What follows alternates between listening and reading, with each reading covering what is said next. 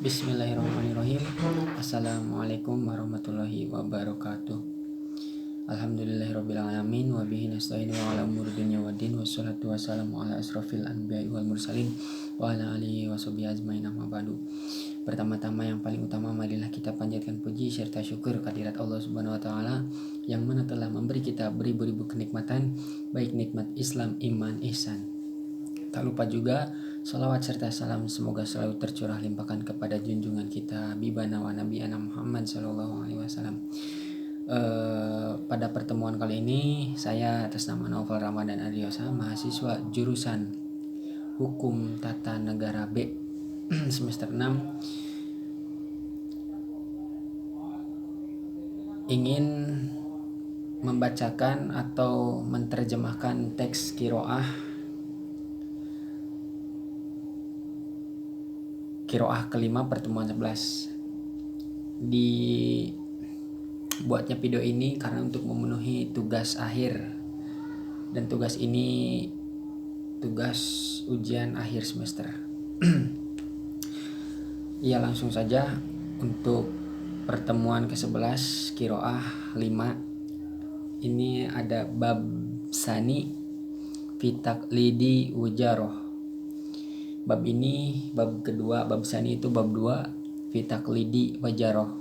Fi taqlidi itu pengangkatan dan wajaroh itu menteri. Wajaroh itu ala durbain.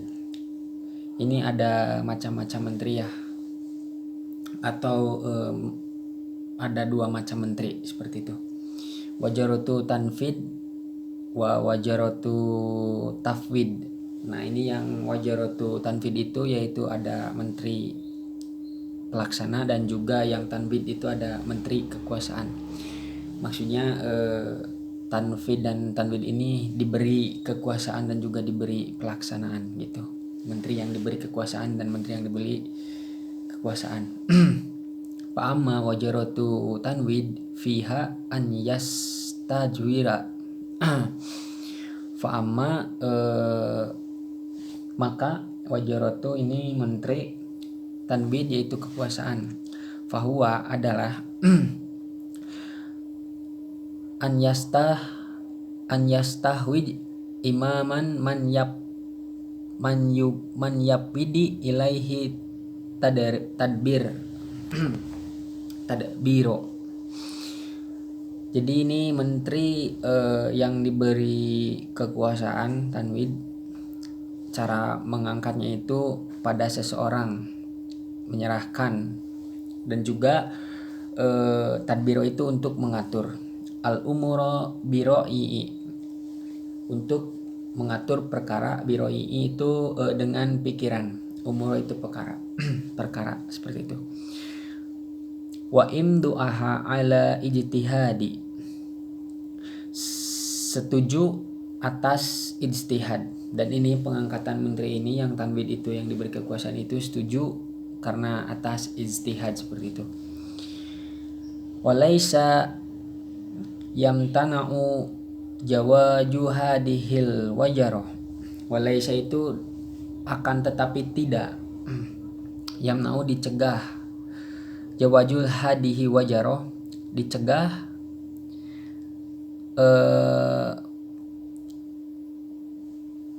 menteri ini, hadihil wajaroh menteri ini tidak boleh dicegah seperti itu mungkin ya. Qala Allah Ta'ala hikayata an-nabi Musa alaihi salatu wassalam. Kalau Allah Ta'ala Allah berfirman ya, hikayat itu cerita, hikayah anin dari Nabi Musa, dari Nabi Musa. Jadi gini bunyinya. Wa aj'ali li waji min ahli Harun akhi usdud bihi ajri wa usrikhu fi amri. Bunyinya seperti itu.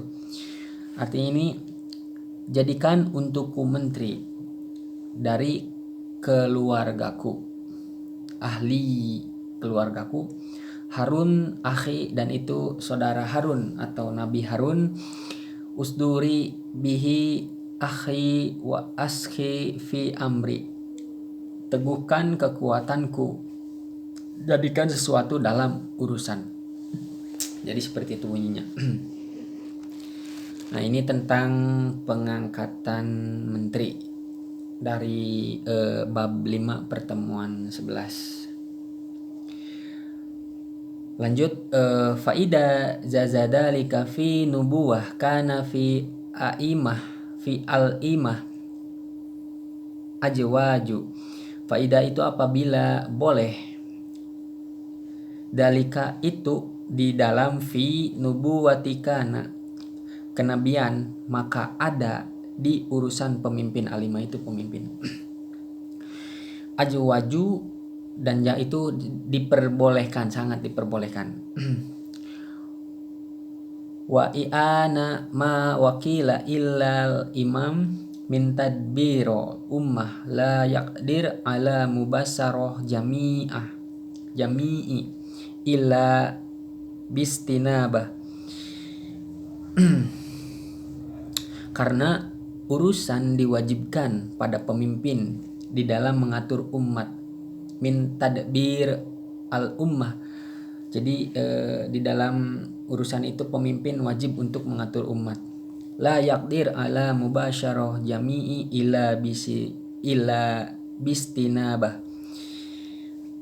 La tidak yakdir mampu, tidak akan mampu atas secara langsung seluruhnya kecuali untuk mengangkat menteri. Jadi poin di sini menceritakan bahwa pemimpin itu tidak akan mampu menyelesaikan urusan umat dengan sendiri. Makanya ini diperlukan untuk mengangkat seorang menteri gitu. Wan niyatul wajir al masyariki lahu fi tadbir asuha fi tanfid al umur min tafaraddihi biha liyastadhiro bihi ala nafsih wa biha yakun abda'a min jalali wamna'u min kholal. Jadi posisi menteri ini sesuatu baginya dalam mengatur umat. Mengatur umat dan lebih baik di dalam melaksanakan perkara-perkara. Dan juga dari mengatur urusan menteri agar bisa mengendalikan dirinya dan juga untuk mengatur lebih baik lagi, lebih jauh dan juga terhindar dari kesesatan dan mencegah perbuatan penyimpangan seperti itu. Jadi tugas menteri itu juga selain emang menghandle pemimpin, menteri ini juga untuk bisa mengendalikan, mengatur tugas seorang khalifah pemimpin al-imamah seperti itu. Jadi tugas yang begini di dalam kalimat ini, di dalam teks ini menjelaskan bahwa seorang menteri juga bisa mengatur urusan pemimpin seperti itu poinnya.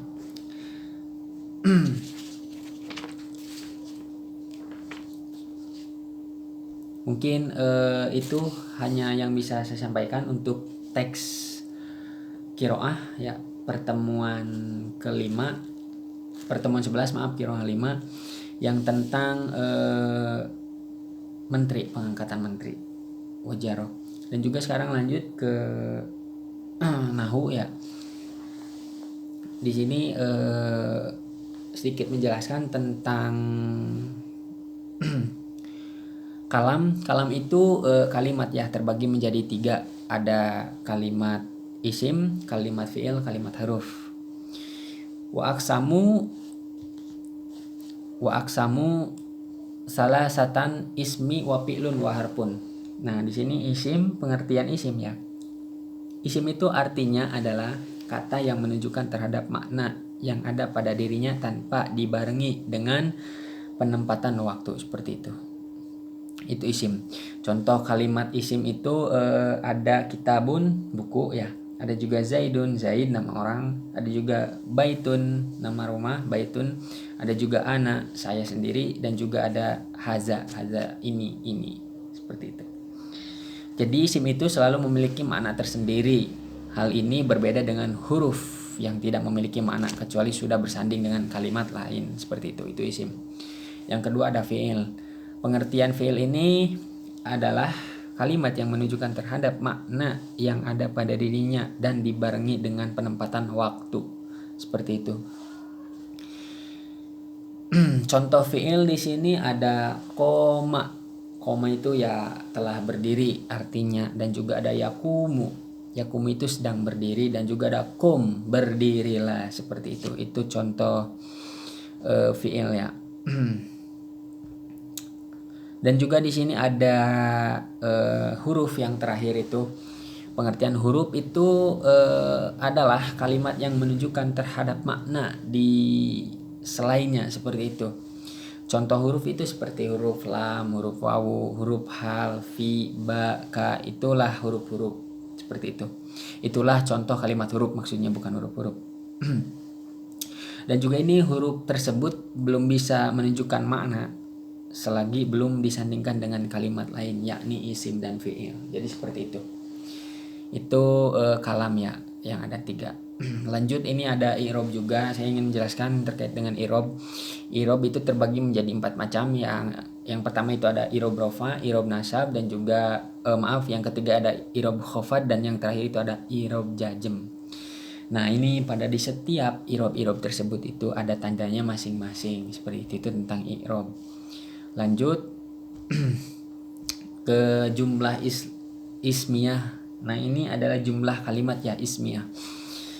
Jadi jumlah kalimat ismiyah ini yang diawali dengan isim, dalam kurung bisa disebut kata benda. Kalimat ini terdiri dari susunan mubtada dan khobar, seperti itu. Itu kalimat ismiyah. Dan juga ada kalimat ada juga jumlah fi'liyah. Jumlah fi'liyah ini bisa dikatakan kalimat yang diawali dengan fi'il. Fi'il ini kata kerja. Kalimat ini biasanya tersusun dari fi'il, kata kerja, dan juga fa'il, subjek, seperti itu. Jadi jumlah fi'il yang ini tersusunnya dari fa'il dan fi'il ya, dari kata kerja dan juga subjek, seperti itu. Dan juga yang terakhir itu ada pembahasan mengenai kana dan ina. Sedikit saya jelaskan. Kana dan ina itu karena ada faktor amil yang membuat jumlah ismiyah menjadi rusak hukumnya, seperti itu. Contohnya di sini ada kana, ina, dona. Nah, ini ketiga tersebut itu amil nawasih, dan faktornya itu akan menjadi rusak, seperti itu. Dan di sini ada kana yang semisalnya, ada juga ina yang semisalnya, dan juga dona yang semisalnya, itu amil. Dan di sini kalau misalnya kana, khobar itu kana menjadi mansub, sedangkan mubtadanya itu menjadi marfu. Kalau ina di sini khobarnya menjadi marfu, kalau mubtadanya itu menjadi mansub, dan yang terakhir itu dona. Dona itu khabarnya menjadi mansub dan mubtadanya tetap mansub, seperti itu kana, ina ya. Mungkin kurang lebihnya mohon maaf. Sekian dari saya. Wassalamualaikum warahmatullahi wabarakatuh.